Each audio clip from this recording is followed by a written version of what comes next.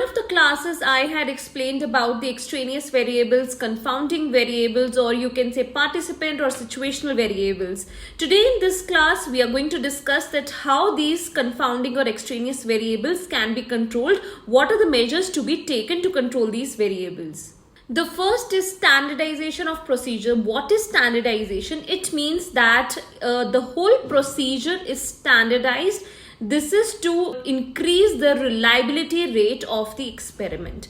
That means if we want that every time we replicate the experiment, the results are likely to come similar or same. So how do we standardize? When we have same instructions for all the participants, same procedure is being followed, same resources are given, except for the independent variable that the researcher wants to manipulate. Except the independent variable, rest all things should be standardized. It should all be same for all the participants and all the conditions. Second is participant variables. Participant variables again can become a problem, can become a confounding or extraneous variable in a study, which can impact the results.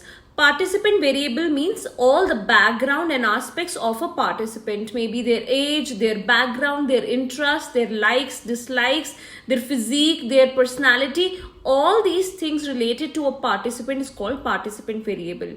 Now, when obviously no two people are same, individual differences are bound to be there. People are likely to be different. It is very, very natural. There are no two people on this earth who are exactly the same. So individual differences are always going to be there. So how do we handle it in a much better way?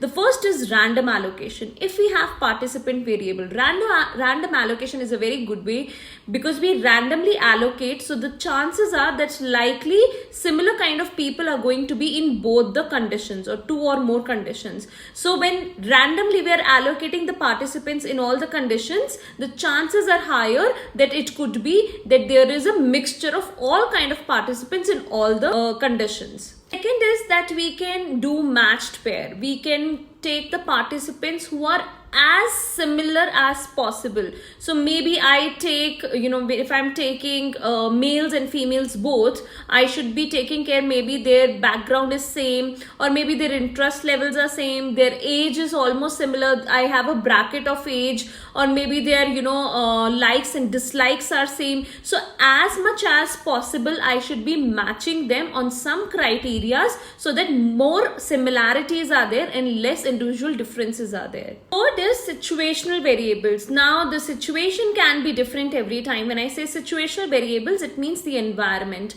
Noise can be there, the look of the place could be different, the temperature, the sound, the lighting, the warmth. All these things could be different in the environment. So every time when these things are different, it might impact the results of my study in some way.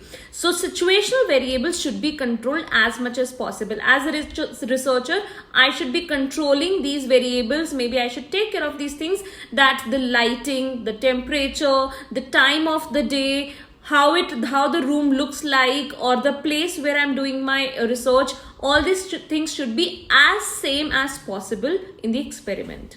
So these were the controlling of variables, and these should be highly taken care of so that there is a standardization, the reliability and validity of the study is as much high as possible to make it a good study.